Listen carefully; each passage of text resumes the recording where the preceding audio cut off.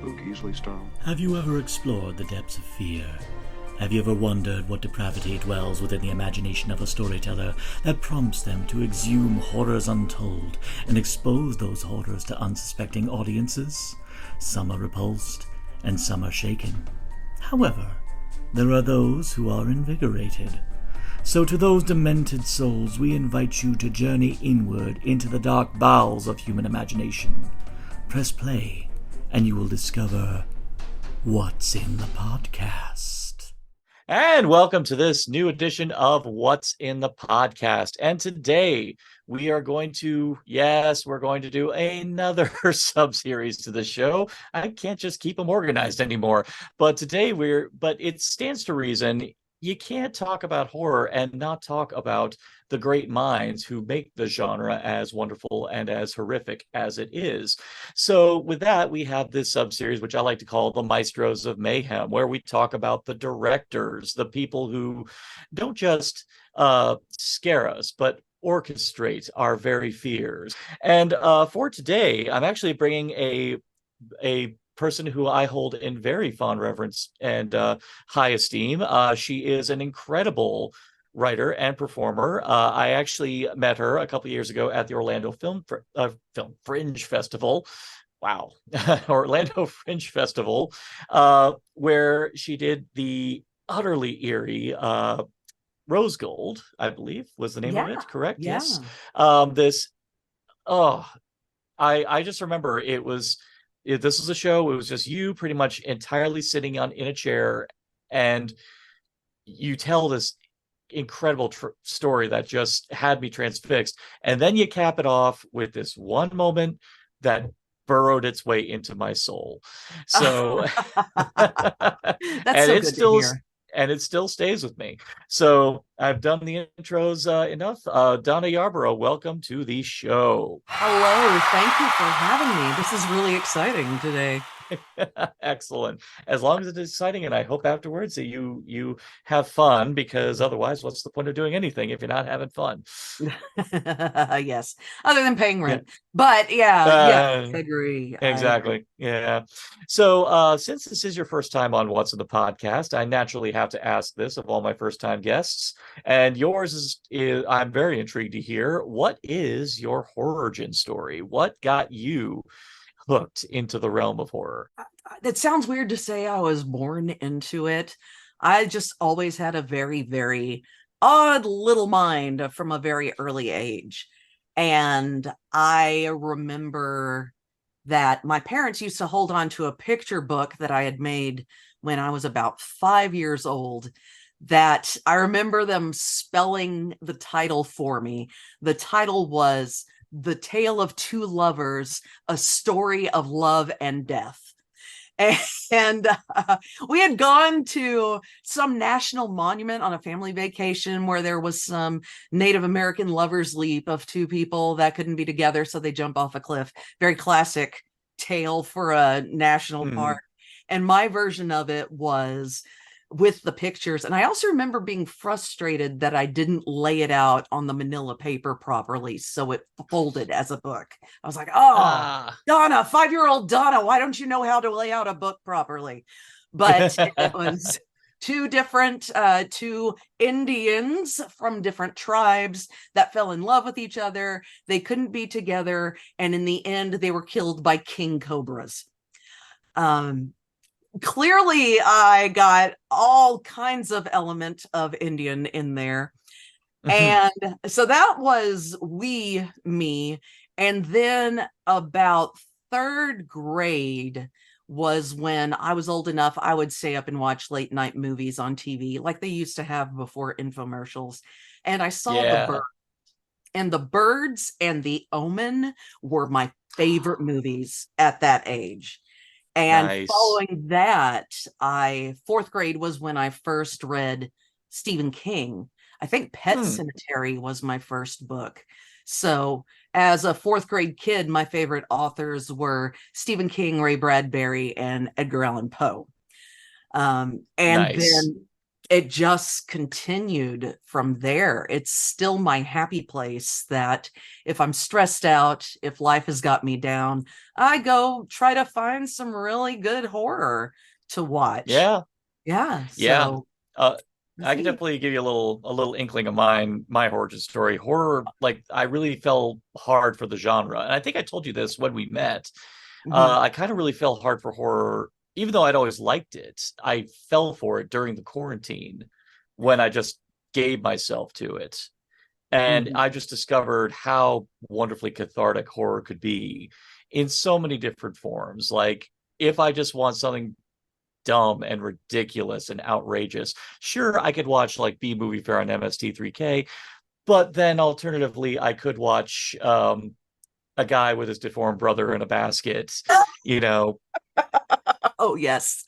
Oh yes. Yes, That was a slumber that's party movie for me. yeah. That and incidentally, for my general audiences, that is my one per podcast that I mentioned Frank Henenlotter. So, yeah. Sorry, that's one of my big guys. I'm a horror for Henenlotter. In fact, Nice. yeah, but so actually, it's wonderful that you mentioned Stephen King and Edgar Allan Poe because they are writers who are definitely major influences on our very first examples of Maestros of Mayhem, a filmmaker who you could say this guy was born to horror because he was actually born in Salem, Massachusetts. Yeah. The So, and prerequisite, yes. pretty much the prerequisite to American horror, before we're not going to get into that. But yes, the filmmaker we are talking about today is Mike Flanagan. I was delighted that this was the first one you wanted to, like that this is the one you jumped at that you wanted to talk about. So, intrigued. What made you want to pick Flanagan to be the one to talk about? I feel like what Mike Flanagan creates embodies what I myself strive to create. There is so much heart and humanity in what he does. And I think that's really one of the things that sets him apart and why folks that are like, oh, I hate horror, I don't like horror, I'd say go watch a Mike Flanagan show because Yeah. it is definitely, it's just some of the best TV writing across the board that I have ever seen. He's not afraid of the slow build. He always gets really good actors for his projects and he lets them have their moments. Dude is not afraid of a monologue. And that's Oh, yeah. just good storytelling, a lot of heart, a lot of insight into the human condition, and a way to look at things that for me are genuinely disturbing. So that's Mm. why I'm happy to proselytize the wonder of Mike Flanagan. And he is wonderful indeed. I mean, I knew about him in passing just because he's one of those filmmakers who kind of just kept popping up. Like first time I ever like knew about him, he did the movie Oculus, or was Mhm. when he did Oculus, and I mainly noticed it because Karen Gillan had just wrapped up her run on Doctor Who, and this was like one of her first feature projects, like post Who, and I was like, ooh, oh wow, that's a heck of a thing to start with, a freaking horror movie. And the trailer featured that really great moment where she thinks she's biting into the apple and she ends up biting into a light bulb. And I was like, Yeah. I need to see this movie. And then to find out later on from that, he ended up doing the unwanted prequel to the disastrous Ouija film. And then to find out Mhm. from the buzz that not only did this prequel, this unwanted prequel, not only did it do well commercially, it did well critically. Like everyone across the board was like saying, we didn't ask for this, but we're happy to have it. That one is what kind of sealed the deal for me. I don't always register names like a lot of Mm. people do. So Oculus was the first of his I saw, and it was again one of those I would watch, all kinds of horror movies with a friend. we would, deliberately go out seeking really crappy ones and stuff. And the movie exceeded my expectations and extremely. Then a little while later was when we saw Hush. And again, I was like, this is an exceptional film. And I think I just vaguely pieced together that it was the same person that did Oculus. And then again, when I saw the Ouija 3, which I just randomly came across, I was just bored and looking for something. And again, just going, this movie is far better than it has any right to be. And seeing some of his regular cast of actors in that. That's what really got me going on him. Yeah, I think for me, I watched Oculus first because really positive word of mouth. And I also did as an incentive because I also found out he would be doing Dr. Sleep because I loved The Shining, like a lot of people do. I cosplay from it. I've got the hairline for it, so of course I do.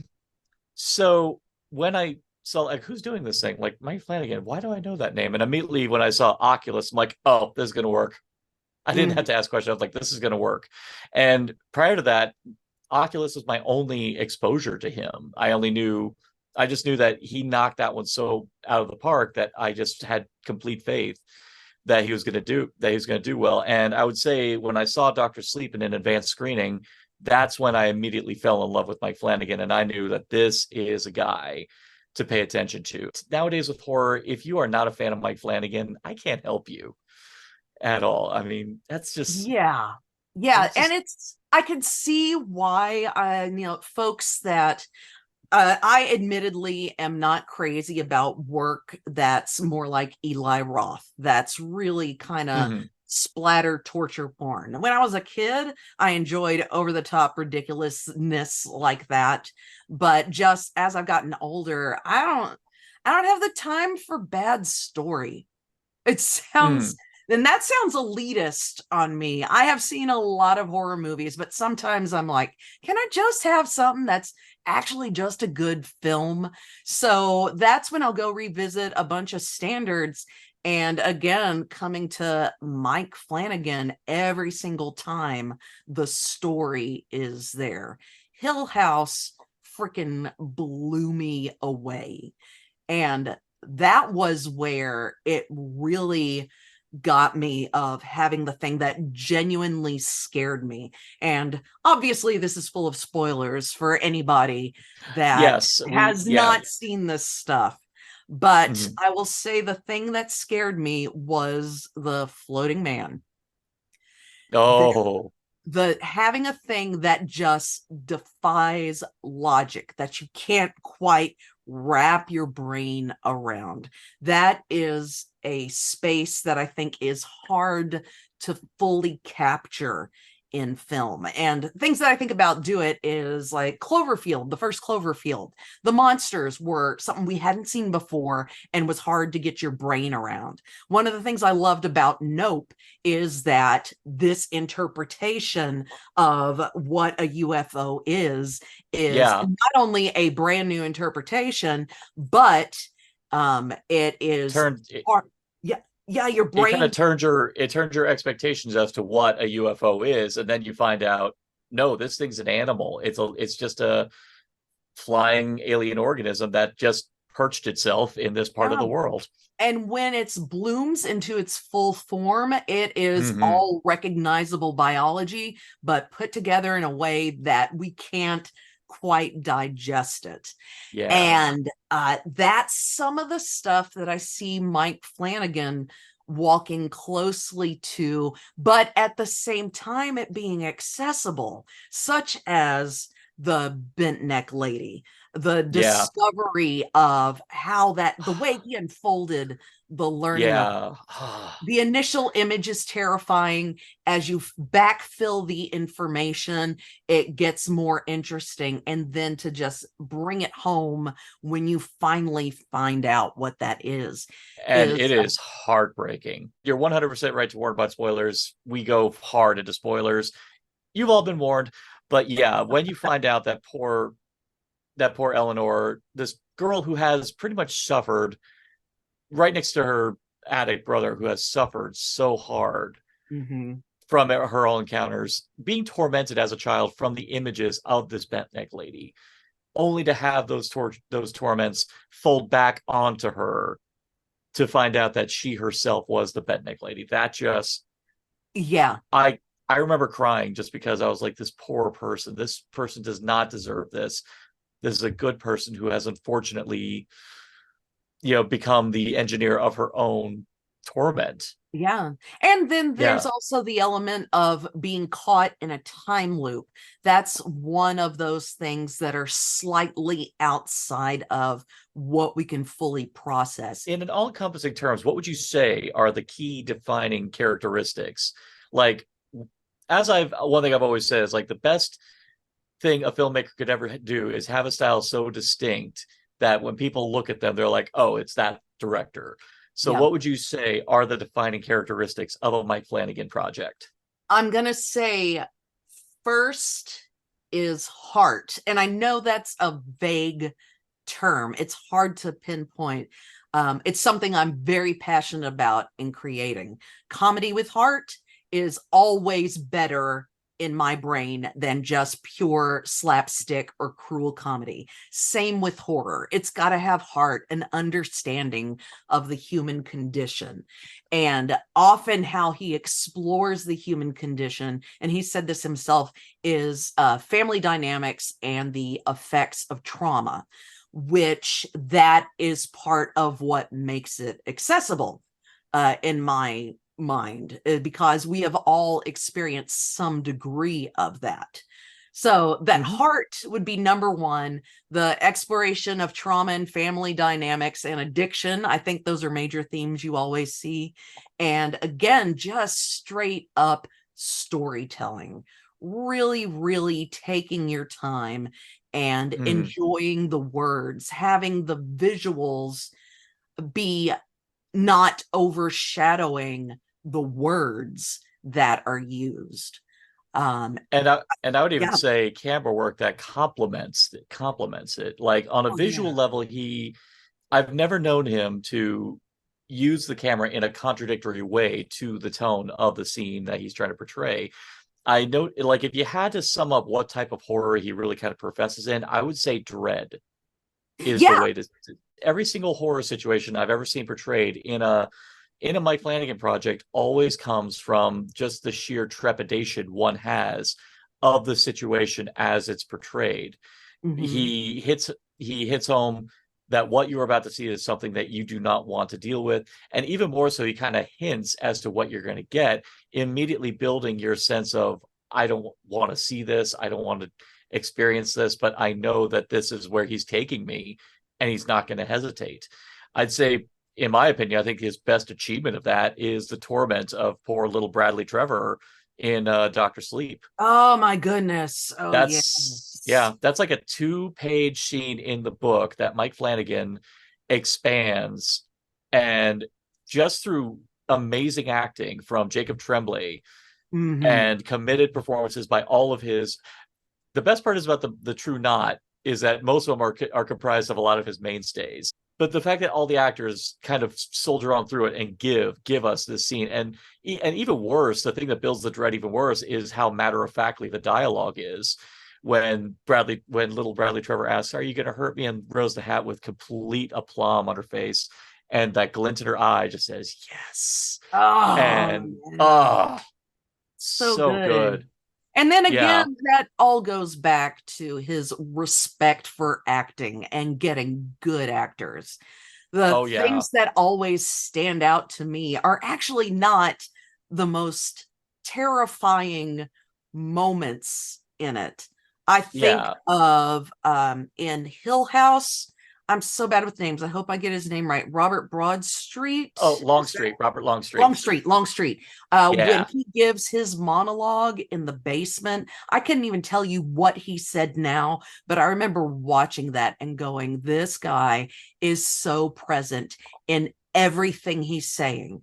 Really I say is. that with a moment that a lot of people, I got caught up, some online folks didn't like, but in Fall of the House of Usher, when Dad has his monologue about lemons and kind of reflecting the corporate or corporate works. The corporate machine, perfectly encapsulated in that monologue, is so perfect. And Bruce Greenwood, he ate that dialogue up, man. He just committed to that monologue. I never thought you could make lemon sexy the way he said that monologue. Bruce Greenwood's pretty good at making things sexy, I have to say. He was a damn good. Yeah. And then the camera work, they just kept on him, one long shot for almost the entire monologue, if I remember correctly. I believe so, yeah. So yeah, there is that one as well. Like in Bly Manor, when the kids are doing their story night, their play night, and the boy goes where you can see he's telling the long story where you can see him coming in and out of if it's him or who he's being embodied by. Yeah, nice, just long progression. Let's talk about the wealth of great soliloquies in Midnight Mass. Oh my god! Especially from the pastor. The pastor has some of the most I've seen. When you watch horror, you see a lot of preachers have a lot of monologues. Nothing like the way they were done in Midnight Mass, where even if you are not a person of faith, even you get swept up in how beautiful those and part of that again comes to casting. I think having Hamish Linklater and his very halting and humble style of acting gave it took away the artifice of it. So I think that's what made it connection. I have to say with that one, with Midnight Mass, Zach Gilford in that movie, the way he acts and the way he looks is the spitting image of a friend of mine that died from an opiate overdose. So watching that film, seeing him and how he talks about the addiction and what he goes through is I've got an extra special connection with that, but it's so contained and it's truthful because I knew the person that was like that. And it also helps. Well, I suppose it helps, but doesn't help, but kind of helps. The fact that even Mike Flanagan himself was coping with addiction because he himself was an alcoholic. Yeah. And so he knew he wrote from a place of unfortunate experience. I know that he had always had the story of Midnight Mass planned. In fact, actually, humorously, there's an Easter egg for Midnight Mass at Gerald's game. Before Midnight Mass is ever. Basically, above their bed, I think either above the bed or on the nightstand, there's a book called Midnight Mass. Yes. Yeah. Yes. I remember going back a year ago or so, I went back and watched Gerald's game and I had that. There it is. And I think that shows kind of his influence from having grown up reading Stephen King and why I think he is exceptionally good at interpreting King as well. It's actually a fascinating story about when Mike met Steve. It all started with Oculus. He made the film. It was released. Stephen King, and I'm sure if you follow him on Twitter, Stephen King is a wonderful Twitter nut. And when he loves something, he will tell everybody, "This is so awesome," and he raved about Oculus. And Mike Flanagan's brain shut off right there. You're like, and he wanted to do Gerald's Game, and he wanted to do Gerald's Game for ages because, of course, that was the Stephen King story that everyone said was unfilmable. Yeah, like so many people said that was unfilmable, and the project kind of like slipped. But unfortunately, around the time Mike Flanagan optioned it, Stephen King projects were kind of like hitting a wall around that point. But then he came out with Before I Wake, which was also known as Somnia. He released that, and again, Stephen King Stephen King went nuts. He said he loved that. Or actually, I think it was either Before I Wake or no, I think it was Haunting of Hill House. Oh, Actually, okay, I yeah. think Stephen King just went nuts for same thing, and inevitably he was like, "Can I do Gerald's Game?" And he was like, "Sure, go for it." And he did, and it went nuts. People were like, "Oh my God, this guy filmed the book." And the reason why is because so many people didn't have, and Flanagan said in his interview with Mick Garris, he said, there is no, that people just were so preoccupied just trying to do a horror story. They forgot that this is still a character-driven story with some heart to it. And that's where he kept his focus. And that's the success of the movie, in just the fact that it's all about the actors selling this situation, and the fact of having an amazing vision to have her give two performances in the same room. Yeah. Oh my Yeah. goodness. Yeah. It's Oh yeah. so good. So good. Oh yeah. I mean, actually, in preparation for this, when I finally watched it, Carla Gugino has come so far from being the love interest of Pauly Shore. Really, I she forgot really that. has. Oh my gosh. But, Yeah. or as I like to call it, the one good Pauly Shore movie. And I think a lot of the reason it's good is because of Carla Gugino. And that's going to his actors. Let's actually kind of go through his list of actors just to give them all love. Actually, the first one we should definitely talk about is the one that he loves so much he married her, Kate Siegel, which I believe she had a part in Oculus, and they collaborated on Hush, but they pretty much worked together consistently ever since. Yep, she has a little tiny bit at the opening of Ouija, of the Ouija 3. That's right. And I have to respect that often when you hear a director is putting his girlfriend in the movie, you kind of go, oh my goodness. Everybody's like, oh, hey, Clint Eastwood. But the fact that not only I think he's a good enough director to know how to use her talent, she is a very good talent, and she is always appropriately cast. I think that's what makes it so strong in how he uses her. It's not necessarily a star vehicle. She is genuinely cast as the role that she would be best at. And I enjoy it. And even more fascinating about her is the fact that it took the longest time for me to recognize her, because she's still giving, even though she's always right for every role that she plays in these movies, I still don't recognize her because she's so good individually in each of these roles that I would never have recognized her unless I was looking for her.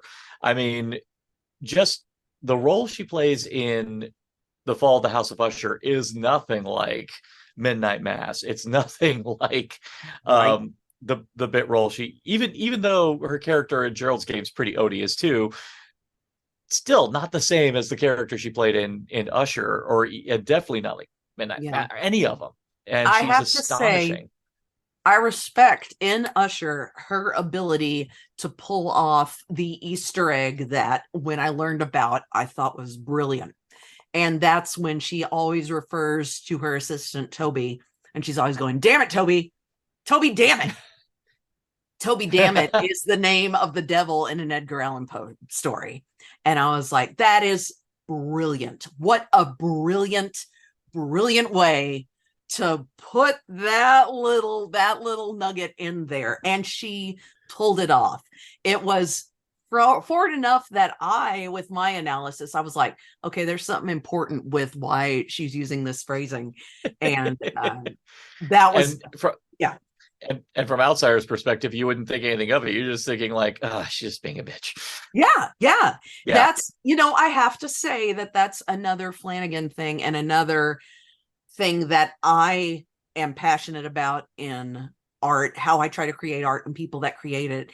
If you have a show that references something else, to be able to make it to where people that know what it's referencing can get it and enjoy it, but people that don't know anything about it can still enjoy it as well. I think that is an Yeah. art, because Oh, exclusionary art is no fun. There's so many comedies that are just cultural references now. And don't get me wrong, I loved Deadpool movie, but that is an example. It was just cultural reference after cultural reference after cultural reference. And what happens 40 years down the line? Is there anything to keep that kind of comedy going? I don't know. yeah. Maybe.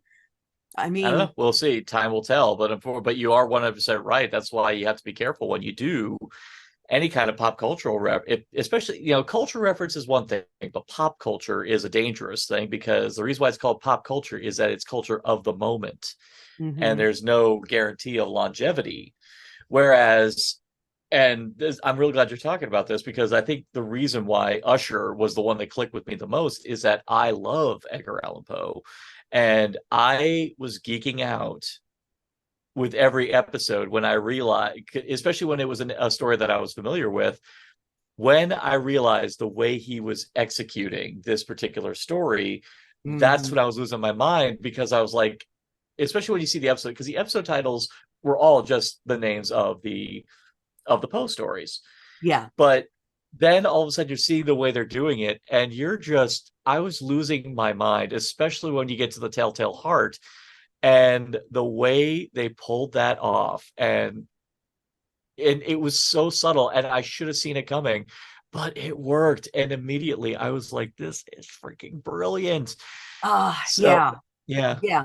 Yeah. Totally, completely agree. And that's a prime example of, you can still enjoy it if you don't Yeah. know any of this.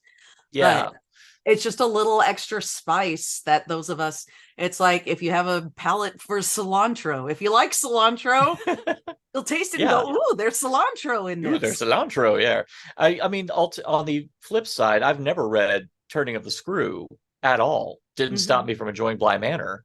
Didn't stop me Exactly. from enjoying Bly Manor at all. It in the end, even if I'm not a fan of or passionate about the source material, because Mike Flanagan is so great in and of himself, I'm going to get my Flanagan's word that's going to fill my soul with what I'm Mhm. watching here. And that's so, yeah, I mean, it just goes to show, any writers listening, you can have your Easter eggs all you want, but ultimately, you got to give us a lot more going on here. You can't comprise it of just a ton of references. Yeah. Otherwise, I don't know, probably like the first draft of Ghostbusters Afterlife before they fixed it. Ooh. I love Ghostbusters Afterlife, but even I would say, did you really need to hold on that shot of the Twinkie for that long?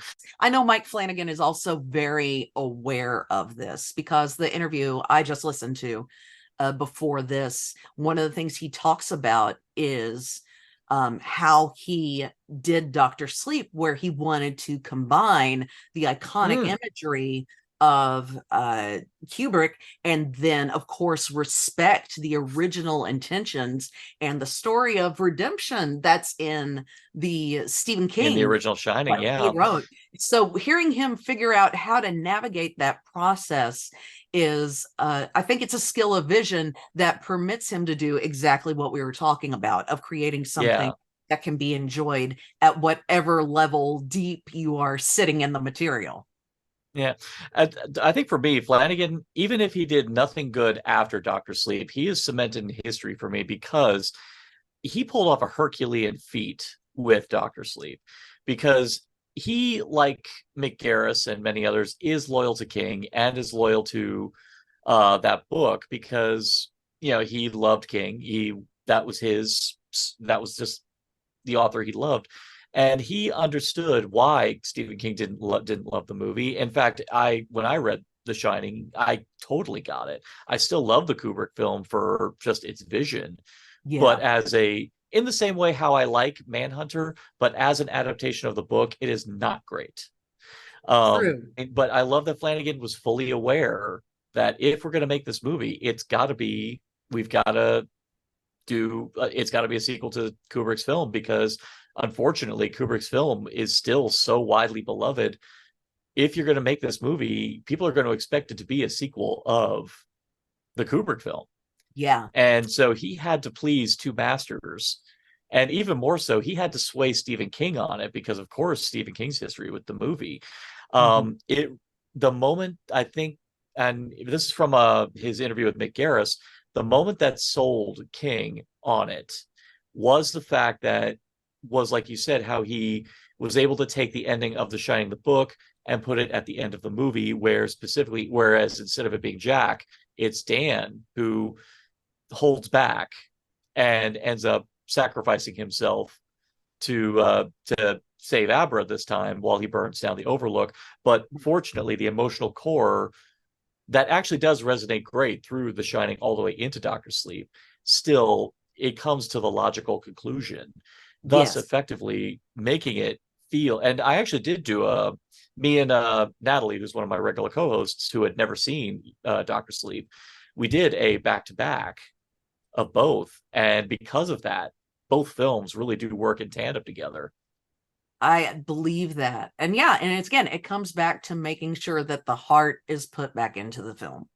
Yeah, because I believe even Stephen King himself said, if you don't have the heart, and if you don't care, then the horror means nothing. I mean, sure, I mean, I can enjoy a good Friday the 13th lark all we want, but ultimately in the end, I don't remember the names of most of the characters Jason kills, but when you watch a Flanagan story, each of these characters and you give a damn about them. Exactly. Shall we go back to actors in the... Yes, we should. Look at that. Look at where we went. Curse you. Look where we went. This is Flanagan's gift. Well, we did make mention of Robert Longstreet, but I think another one we definitely need to draw attention to, and actually Lynn and I just recently talked about him when we did Psycho 4. We have to talk about Henry Thomas. Absolutely. Yeah. Being the same age as Henry Thomas, and of course remembering E.T. and all that. Elliot, yeah. It has been such a delight to see him have a regular opportunity to just show his chops. Really? Is it working 100% every single time? I don't know, but I greatly enjoy him in every single show, and he is doing things that, even if I don't pick up on it at first, as the film or the episodes go on, I'm like, okay, that is some smart action right there. Speaking of someone who prides himself on a good English accent, he actually churned out a pretty decent English accent in Bly Manor. So it was okay. It was okay. It felt like he was working a little bit, but I can't blame a person for that. I mean, how many English actors do their American accents and they sound like they're working just a little bit? It's a good dialect, but working a little bit. Looking your way, Cumberbatch. Don't even get me started on Cumberbatch. Sorry. Cumberbatch opinions. Let's forget that, though. I love the man, and he has improved with his American accent, but anyway, off topic. That could be another discussion. That is not another day. Horror. Another day. It's got bull on the end of it. Horrible. Opinions. Again, opinions.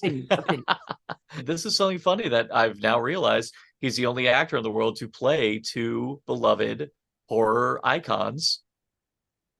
He's played Norman Bates and he's played Jack Torrance.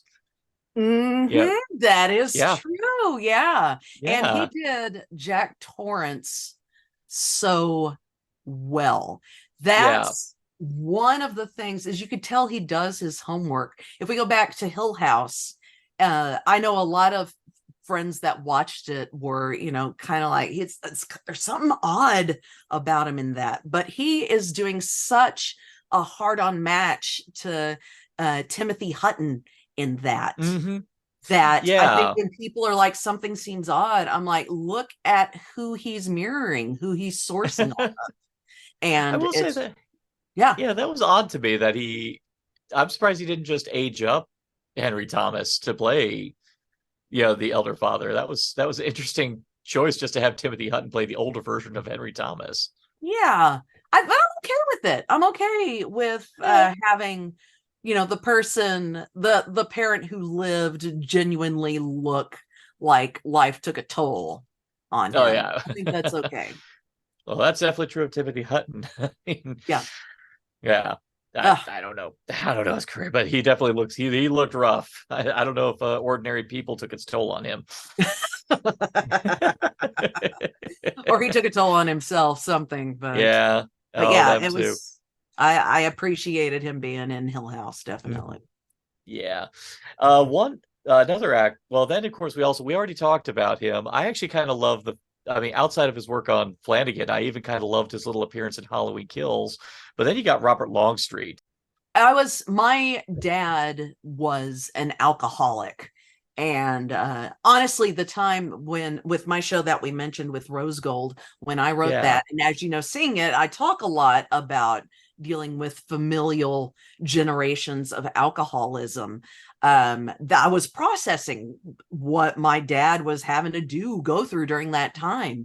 And I feel like the way Robert Longstreet hit the person who is just has found himself so misaligned that he sort of accepts that this is his role.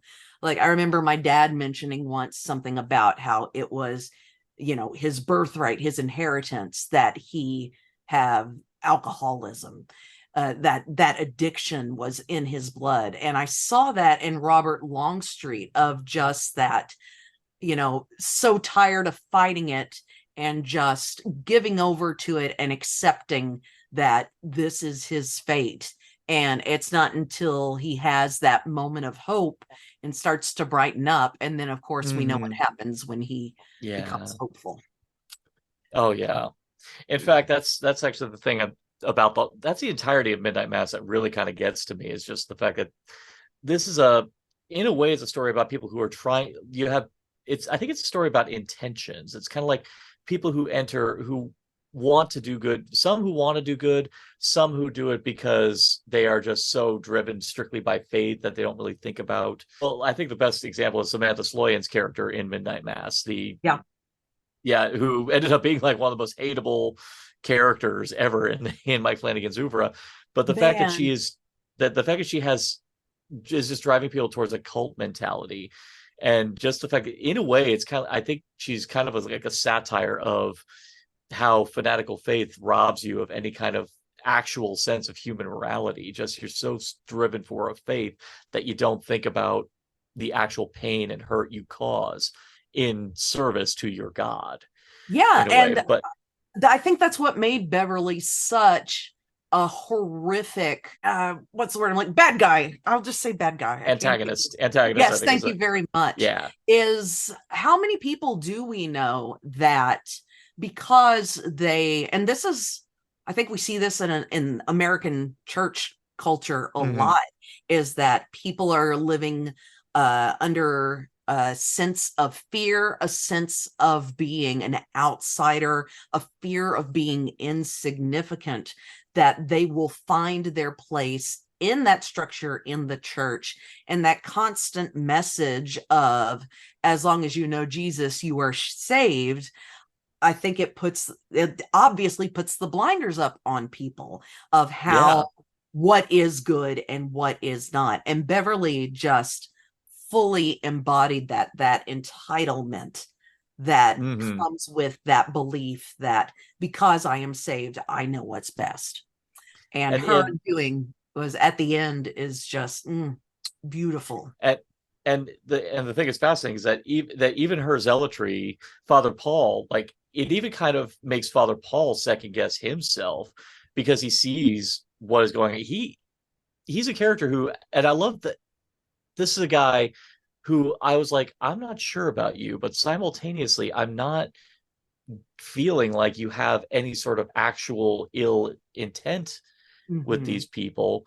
It's just your way of going about it is not having it's obviously not having the same desired effect that you want. Yeah. With these people. I mean, In a way, Midnight Mass seems to be like the portrayal of what actually happens when people encounter a real miracle, and how that miracle gets abused, especially Absolutely. when it's available, when it becomes widely available, and what they do with it. And ultimately it gets abused so hard the entire town practically pretty much burns as a Exactly. result of it.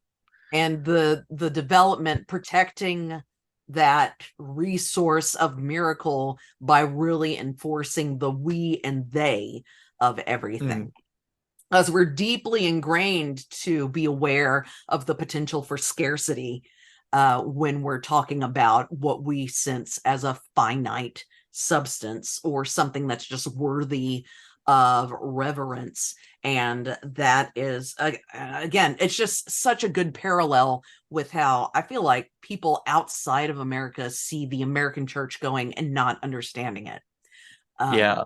It's It even that kind of it's it even all kind fear of based. Yeah. Yeah, and not only fear, but I would even say in Midnight Mass, Flanagan even kind of creates the idea of faith as an addiction in and of itself, Mm-hmm. and how these people kind of create such a dependency on it that inevitably, she says, "You don't need any other house but the church, so burn down every other house but the church." Mm-hmm. And have everyone live in there. It's like, are you even, your logic is so out the door that you don't think about the fact that this is a dumb idea, but Yeah. your faith has blinded you. You become so dependent on that you're not thinking straight, which is what any addict does when they're so hard up for their next fix. Yes. Yes. And the parallels between addiction and Christianity, let's just blame it on Paul. Paul, who Yeah. ruined Christianity for everybody. And So, even, yeah. And also, just yeah, since we're talking about Midnight Mass, what a wonderful, unique interpretation of vampires. absolutely. Well, I mean, obviously heralding back to, actually, it's a very Salem's Lot Yes. vampire, but definitely, but I like how they retain the bat-like element. Actually, I will say one of my favorite, and I know Flanagan is averse to jump scares, so much so he did a brilliant parody of them in Midnight Club. But he there's this one scare, like pretty much the first time that Riley, when he Mhm. walks in and he sees that vampire on the other end of the room.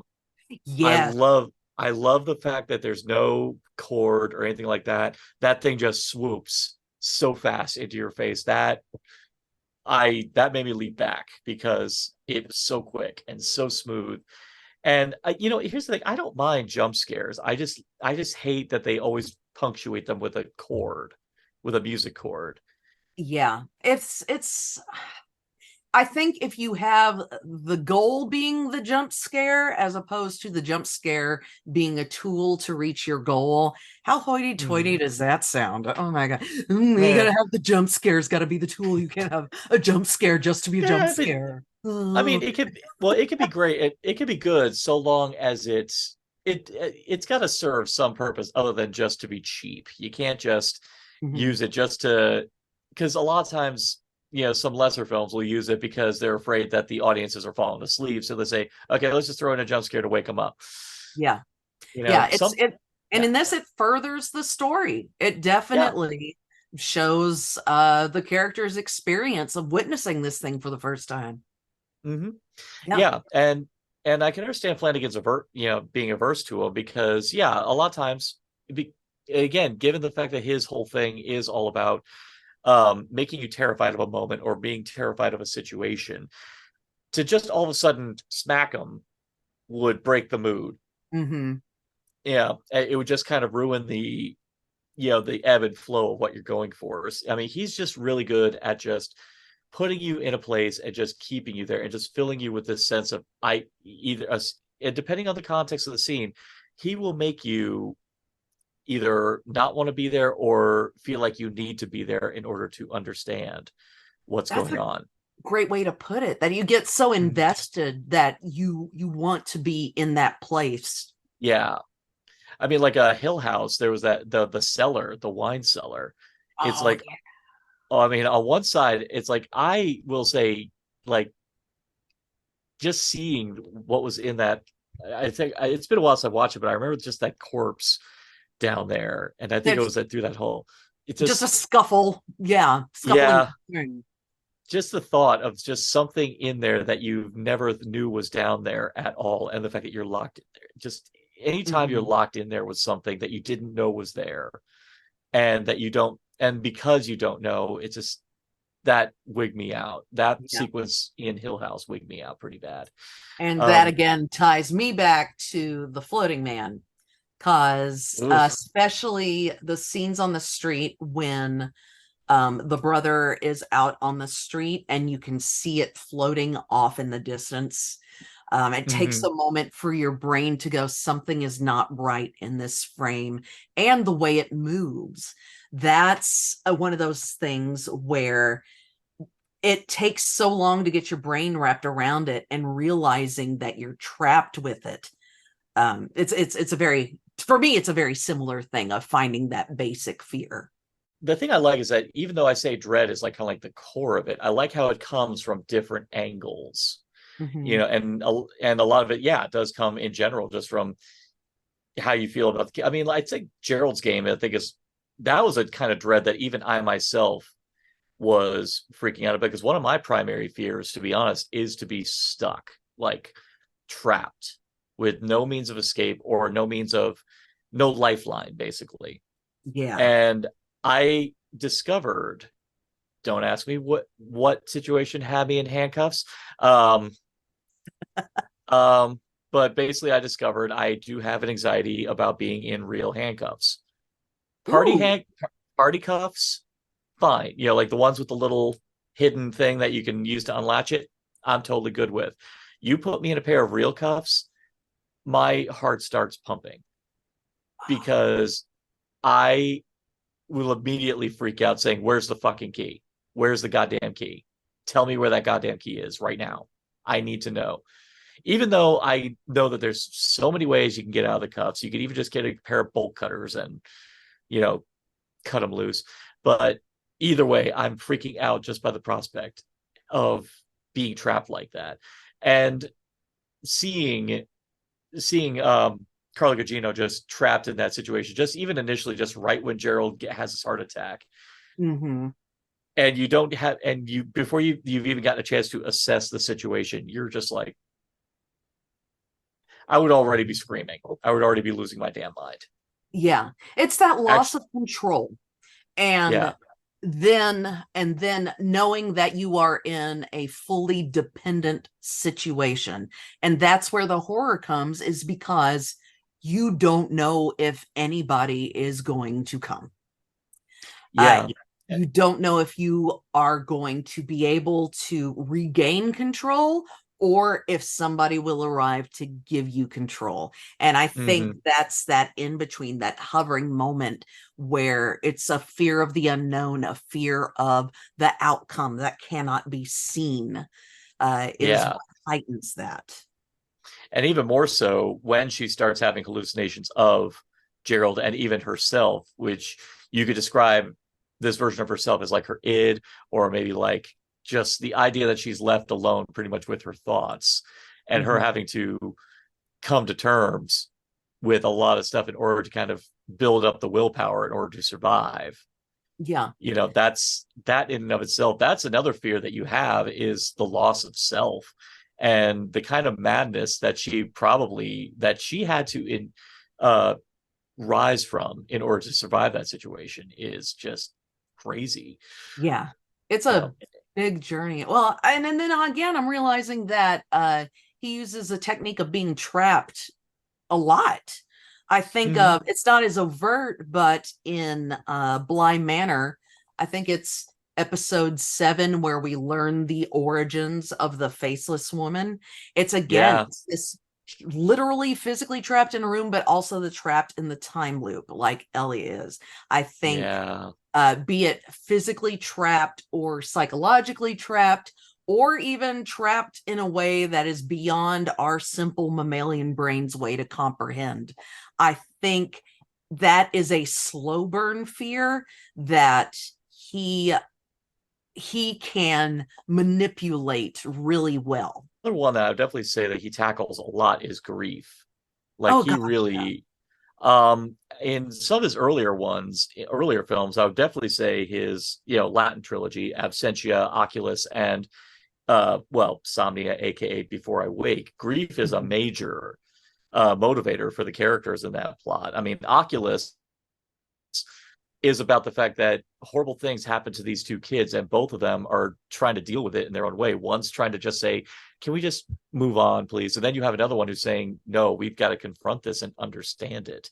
Yeah. And you see how both of them, in their own respective way, because they're not dealing with it in a healthy way, it ends up destroying them again, Mm-hmm. which And well, really, in absentia, it's that the process of grief, the having lost a thing, the finally getting to the point where you're getting beyond it, and to have it inflame again, and knowing you have to go through that process all over again. That's part of the underlying discomfort there. And then of course also then seeing that once a person allows himself to be vulnerable, they have to close back up again for their own protection. I think that is entwined in the nature of grief, is where do you stay closed and where do you allow yourself to open up within that yeah. process. And then you have something like Before I Wake. Now, this one unfortunately went woefully underseen because it did not get a really solid release. It I'm not wasn't sure if until I've seen that one. it's actually on Netflix, and that's actually what happened. It was supposed to be released in theaters, but unfortunately the company went bankrupt, and Netflix bought it, and they premiered it on Netflix. And this now, since this one went so underseen, I'll go ahead and kind of describe the plot to this one.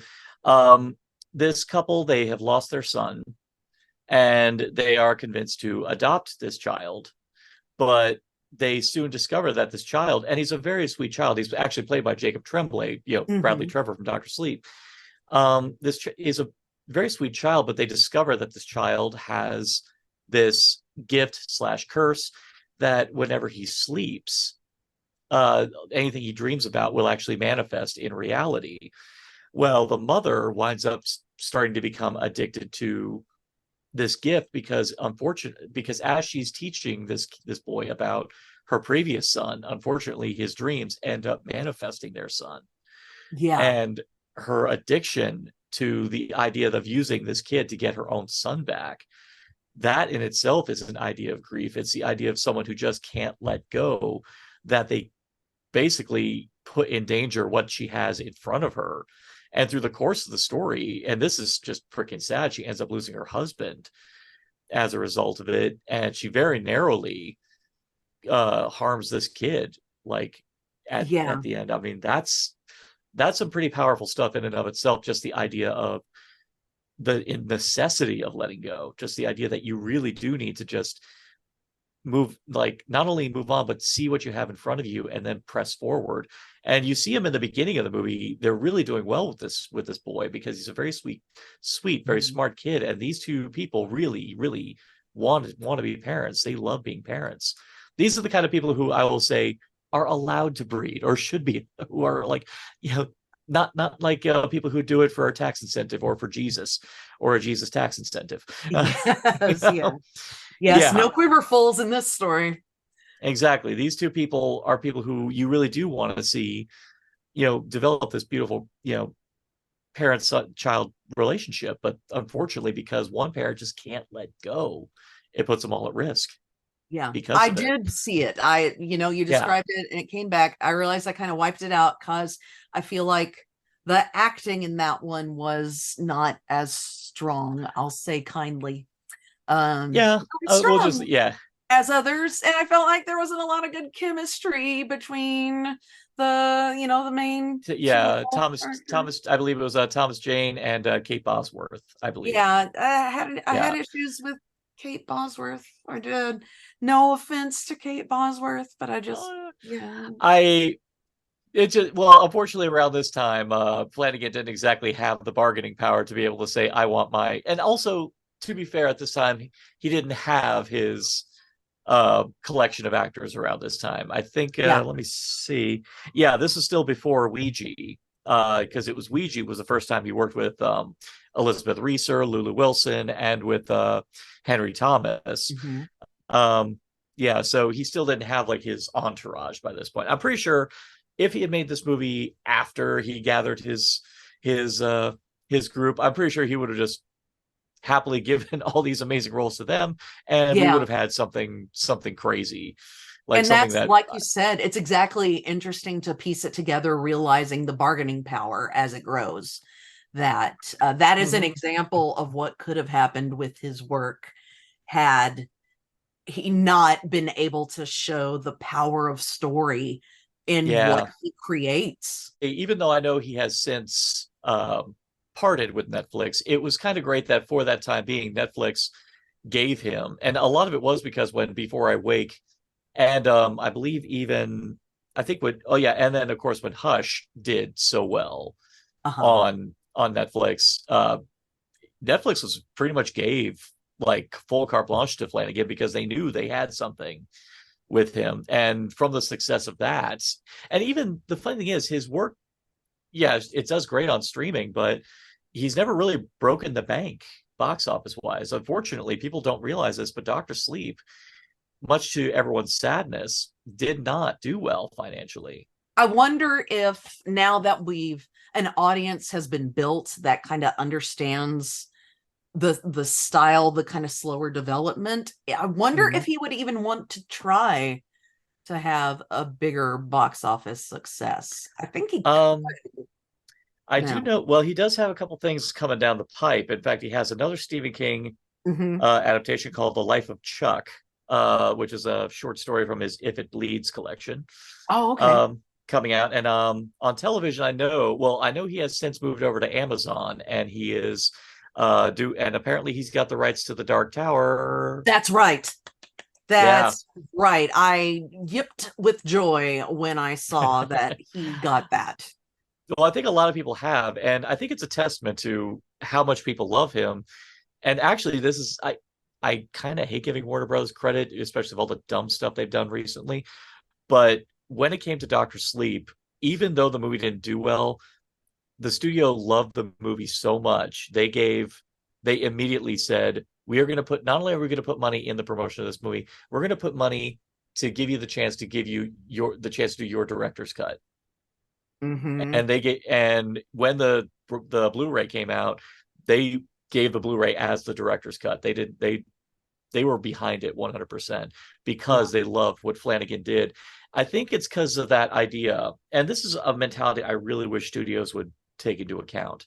Yeah, movies may not do well initially, but I can name a bunch of movies that didn't do well initially, but wound up becoming like beloved films in the future.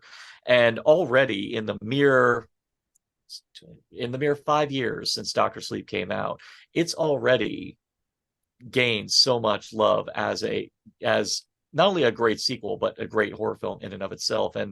Um and for a lot of people who like ask, who's this Mike Flanagan guy, I'll say, watch Doctor Sleep. That's the quickest and best way to realize how brilliant this guy is. Yeah, it really So is a good example of what makes him unique. And again, you get the good acting, the really good characters. A lot of the faces that are in it have become very well known, like Rebecca Ferguson and yeah. the actor that plays her tightest person that was in Reservation Yes. Dogs. Oh yeah, the one who played Crow Daddy. Yeah, yeah. So Oh yeah. That he's was built the up. actor who played him. I'm sorry, I'm looking him up. Yeah, Zahn I forgot McClarnon. his name. He's Zahn so McClarnon. good. Yeah. He's building up a real profile for himself. Hmm. Um it's and I when I saw Doctor Sleep, I remember thinking to myself it had a weird feel of like a made for television film, but not in a bad way. And I Hmm.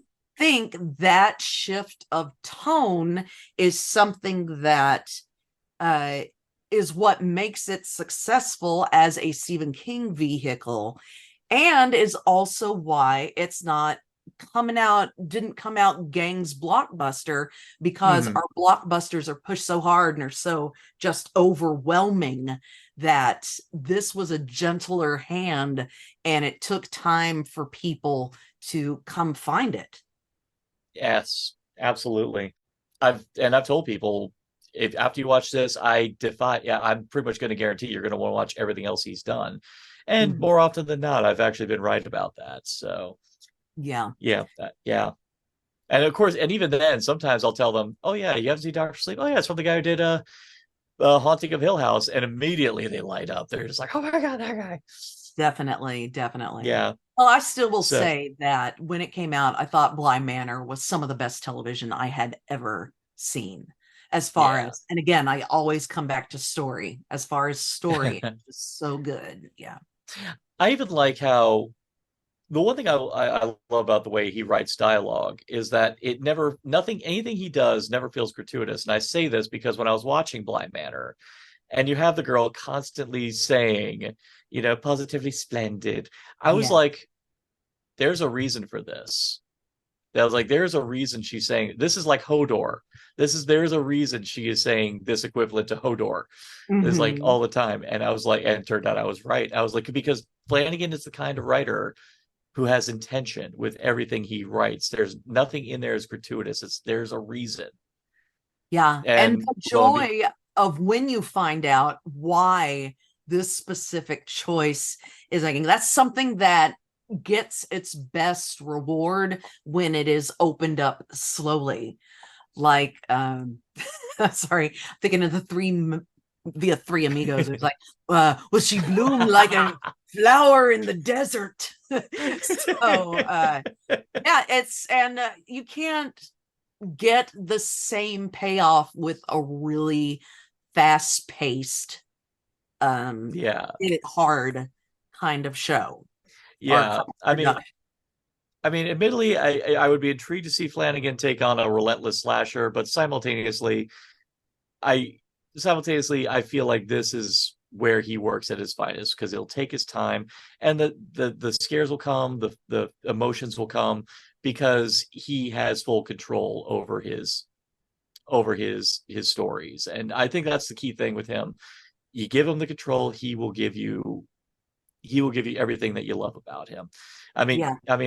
Heck, even one that I find it funny we haven't actually talked a lot about it, but then there was also I also know another thing he's going to be doing is that another Christopher Pike story, because he did the Midnight Club as well. Now that was kind of one of his more minor projects. I know he still had a hand in the development of that one, but I enjoyed it. I was talking about this just today with my sister, and my sister, it didn't get her as much, but I thought that if you look at it as being more of a young adult focus thing, the fact that they didn't shy away from death in that at all, I think is such a good step forward as far as hitting a younger audience goes. I thought they handled it wonderfully. Actually, I think that's another trait of Flanagan that I feel like we kind of alluded to but never really tackled, specifically confronting mortality. I mean, that definitely I think came through in Ouija Origin of Evil. I would definitely say Absentia and Oculus. Midnight Mass. Midnight Mass, absolutely. But I would definitely say Midnight Club is the series where he got a chance to pretty much have a whole series about all these, and I'm gonna say this, and this is horrible of me to say, the healthiest looking hospice patients I've ever seen. Well, I mean, I'm a cancer survivor myself, and it had been very, very rough. I had, again, opinions of healthcare, but it had been let go to a point because my doctor didn't pay attention to my symptoms, that if I had not gone to another channel, I probably would have been dead at 26. No kidding. Thankfully, so I got pretty close to the edge there. It was early days of stem cell transplant. This was 99. So when you go through an experience like that, your relationship to mortality definitely changes. And I always look for that in shows that really talk about cancer, of where you become more comfortable with the idea that the actual death itself is not necessarily the worst thing that can happen, is not but more necessarily bad. just like the road that leads up to it. Yeah. So I think the fact that seeing these very, very young people struggle with mortality, have this interesting relationship with it, was very important in that piece, and is what made it unique. Yeah, because I've always heard it said that approaching death, you know, especially when you've lived like decades upon decades, it's a different thing compared to when you're a kid. You haven't even gotten a chance to really have the means to experience life, not even enjoy life, just experience life. And then all of a sudden to find out that it's going to be cut off, it's like, how do you cope with that? How do you deal with that? And then seeing the second level of it as well, of watching how that same knowledge affects your family, which again, if you are the sick one of the most difficult parts of it is seeing those closest to you struggle with it. So that is, I think it's a very important area to explore. Yeah. And I think, and the other thing that's important about tackling it is to have it in the hands of a writer slash director, basically slash auteur, who not only is, I would say experience is one thing, but I would also say is graceful and is disciplined enough to be able to approach the subject in a way that is on one side respectful, but simultaneously, not just, I would say it's less about making it comfortable for them, but just more the idea that to confront people with some realities that they need to confront. Because one of the key things, to me, I think one of the most important things about horror at large is that we need it to kind of help us come to terms with some pretty harsh realities, or at the very least just help us cope with realities that we're currently living through. I mean, like I said, I came into horror, like I really started to love horror during the quarantine because I was angry. I was mad. I just wanted to see, I just kind of, admittedly, I was like the Joker. I wanted to see the world burn. And the horror was the one genre where I got to see the most ridiculous, maddest, bonkers stuff. But simultaneously, I was seeing stuff like the work of Flanagan that made me actually kind of happy that I live in a world where there are people in this world who understand the human condition. Yeah. And are able to convey it in a way that doesn't make us, that ironically, even though I said dread before, is still able to make us feel at least grateful for living. I think it's a good way to say it. Definitely. Catharsis is the word I think of. And that goes all the way back to Greek theater, is that was one of the goals of that, was the belief in the cathartic event of a group of people experiencing the emotions of something together to help process and purge, I guess it sounds weird to say, negative outcomes of that experience. To experience, to get the better flavor of the human condition. And I think that's what you're picking up on there, is the cathartic, well, horror in general, I think a lot of people are drawn to the catharsis of it. But then the catharsis of the full human condition, as opposed to just death and violence. Yeah. And it's not just about seeing the awful things, but the idea that it just helps you cope with your reality. It's one of those things where my thought left the station before the train did. But I've had that. But no, I think you've hit the nail on the head perfectly right there. I don't think there's anything I can do to add on to that, but I think you summed it up. I mean, ultimately, we sound real smart. We're really smart people. Oh yeah. All right. So actually, I'd say this is a good. Actually, I would even say it's a good spot to kind of wrap up with. And I'd say to wrap up, I'm going to give you two questions about Mike Flanagan. What was the yeah, I'll answer this later on after you. But what was the moment that made you cry the most? Oh my goodness. Oh. You know what? I think in Midnight Mass, when the dog gets poisoned Uh, and Robert Longstreet is just destroyed and asking why. That mm, on so, because I'm also just like, animals make me cry faster than humans. But yeah, that moment was again his good acting, so pure, having just visual enough to know how horrific it was. That's the one that got me. yeah. Yeah. Let's say for myself, this is actually, I don't know, they're kind of happy tears, but kind of goes back to what we were saying about how Flanagan's so good at helping us confront mortality. It would actually be Dr. Sleep in the scene. Well, actually, the first time when he's working hospice for the very first time, when Dan follows Azrael and immediately realizes he can use the Shining to bring peace to people who are on the verge of death. And because for I myself, it's the idea, I mean, because we all fear the unknown. We fear like what comes after, if there even is an after. And Mhm. to have the just to have the prospect of someone who can actually come there, hold your hand, and actually tell you beyond a shadow of a doubt that there is something afterwards, and to let them know that they don't have to be terrified of this moment. Oh gosh, yeah. And there's the mixture of not only seeing the relief for the person that he's helping, but then a person coming to terms with how they best serve the world, I Yeah. think is beautiful. Oh, There's especially, yeah. vaguely related in the movie The Wrestler, which I know is like, how did you jump to here?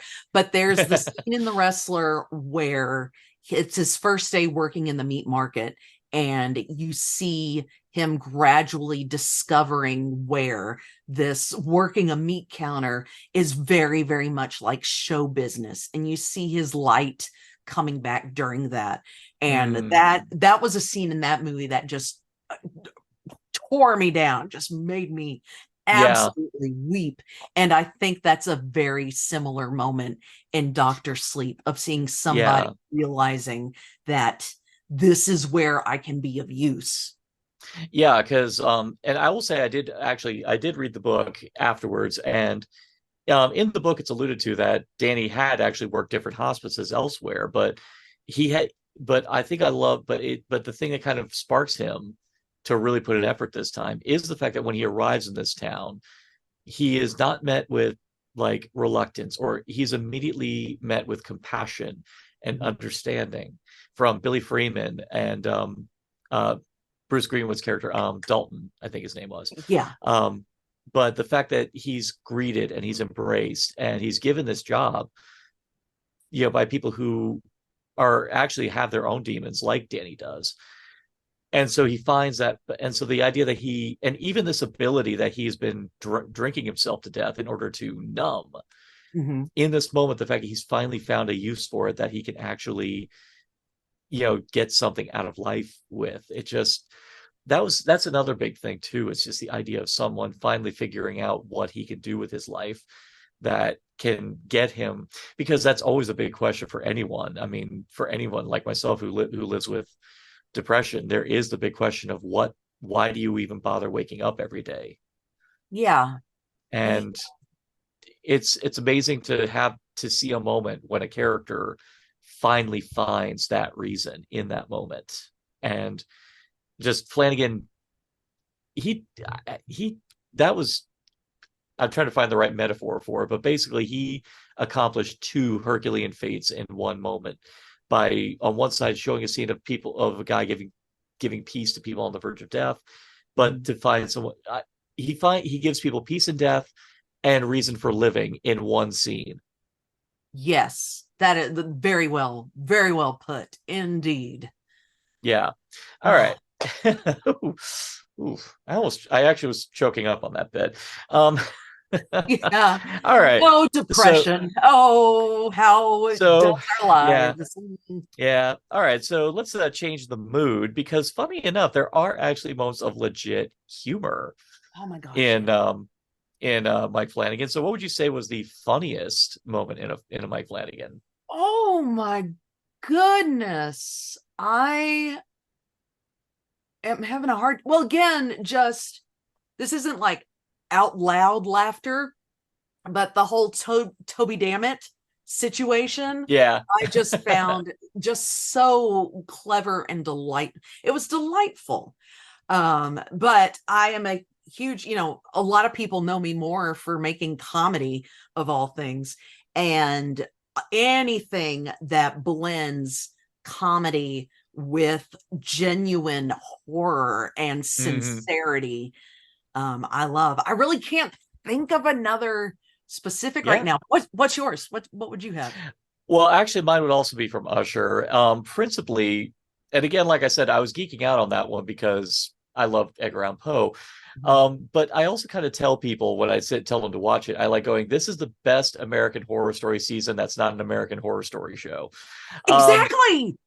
because honestly, I even would say Usher is also one of Mike Flanagan's funniest because he knows he's doing a story of the most loathsome, despicable family on the face of the planet. So he makes us enjoy watching their downfall, but simultaneously he makes us kind of drunk on watching their rise to power in a lot of the flashbacks. So the bit that made me laugh so hard because I did not know we were going to get it at all. And anyone who listened to my year in retrospective will know this, but in the final episode, we get a flashback of what their final push was to take control of Mhm. Prospero, I believe their Yeah.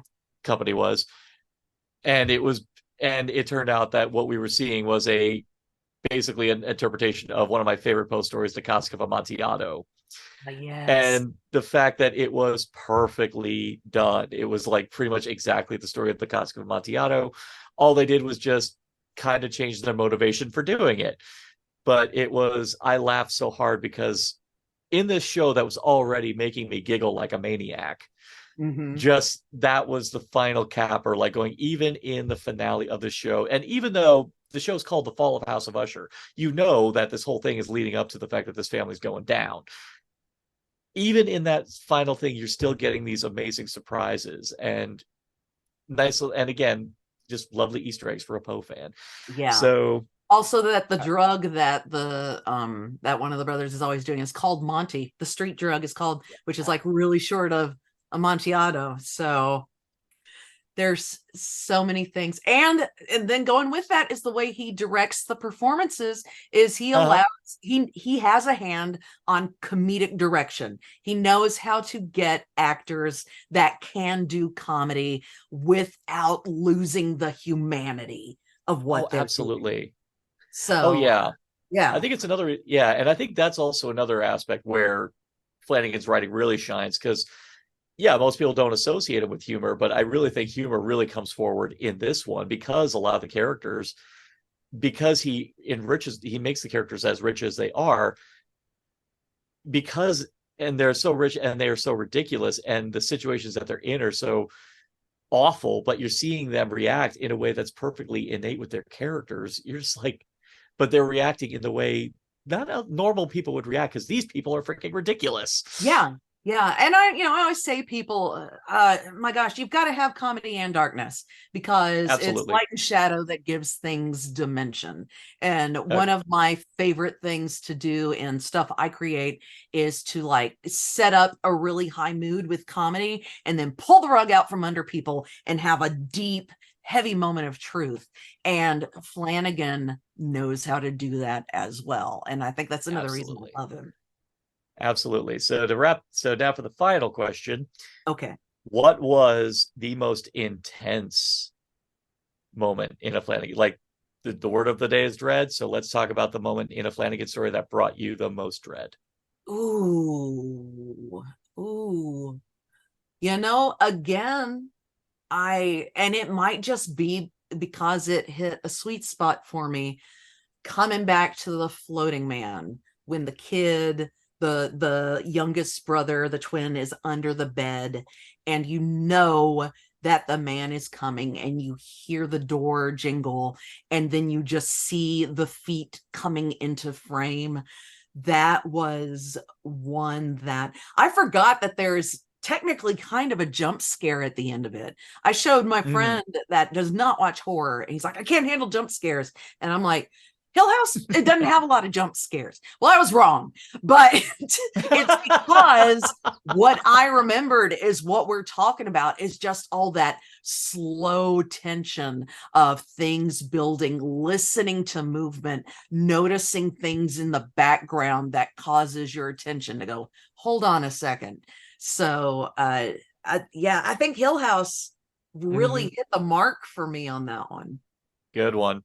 Now, everyone's going to know my answer is obviously going to be The Death of Bradley Trevor and Dr. Sleep, but I'm actually going to swap it around just for the sake of, but actually the other thing the one I'm going to say elsewhere is Gerald's Game, because it's not enough that she's going insane or like pretty much gradually wrestling with her sanity, seeing visions of her husband and herself talking to her, but there's actual physical threats actually happening outside. The fact that they forgot to close the door, the fact that unfortunately they baited a stray dog with good meat, and now the dog is eating on that meat. So any minute now that dog is going to start craving human flesh. But then to add on to it, there's word about a serial killer that's been dwelling around these parts, and we see him. And also got to add, played by the inimitable, wonderful, delightful Carl Stryken, who we know and love as Lurch, as we know and love as Lurch from the Addams Family, who would also play Grandpa Flick in Dr. Sleep. Incidentally, sweetest person, gentle giant. Love meeting him. He was such a sweetheart. Good to know. I believe it. I would believe it. Yeah, because this character is already wrestling with their sanity, you don't know. All the times you see him, all we know of him as the Moonlight Man, we don't know if he's real or not. We don't know if this is just a manifestation of her fear of death. We don't know for sure. And there's moments that get insanely uncomfortable with this person where you don't know if he's real or not. And I kind of loved how the ending culminates in her confronting him immediately when she realizes that this person was real. I love how she, actually marches up to him at his own trial and just looks at him like, huh. Like the idea of him that she created in her head was way more terrifying than what he actually was when she actually walked up to him. Yeah. And I was like, that is so powerful. The payoff of that is there's also a little extra sting of, in hindsight, when you realize that he is real and was not just a manifestation of her dealing with things, this person could have saved her if he were someone else. Yeah. And then there's that layer on top of it that I think adds to that at the end. Yeah. Oh yeah. So so that'd be my pick. All right. Well, I think we really I think we got. Then again, I would expect no less from us talking about a creator who is probably one of the top names in horror right now. So thank you so much for indulging me on this little journey, and thank you for choosing this one. Oh yeah, thank you for inviting me, and I hope whoever listens to this, I hope you make it all the way through. We talked a lot. We did. So, well, if they want to hear more of you talking, where can they find you? Tell us your socials. Oh my goodness. My socials are currently on Instagram is at DK Yarborough, YARBOROUGH. My website died because I'm broke, so I don't have a website yet, but it'll be the same handle. And I'm on Facebook. You can look for full name Donna Kay Yarborough. And in the who knows what I don't know what I'm doing in the near future. I got to get out of this rut that life has been.